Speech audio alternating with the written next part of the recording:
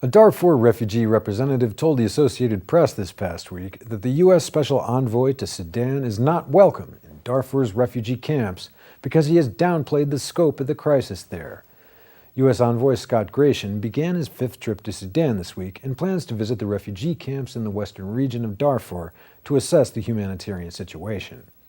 Abu Sharati, a representative of the refugees, however, says Gration is not welcome after the envoy suggested the displaced should return home and the U.S. should ease its sanctions on Sudan. Abu Sharati told the Associated Press, quote, "Gration came to Darfur and saw the problems of the people of Darfur, the lack of security and food shortage. Now he doesn't want to talk about that anymore." He reported that the Sudanese government is not terrorist and the Darfur problem is eased. "We had a meeting and we will not allow him at all into the camps until he changes his position towards the displaced." Gration told a Senate hearing in July that there was no longer any evidence to support the U.S. designation of Sudan as a state sponsor of terrorism, and he recommended easing sanctions. His comments disturbed activists and Darfur residents who fear the U.S. is now easing its pressure on Sudan's government.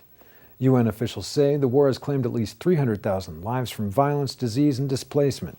They say some 2.7 million people have been driven from their homes and has been called the world's worst humanitarian crisis.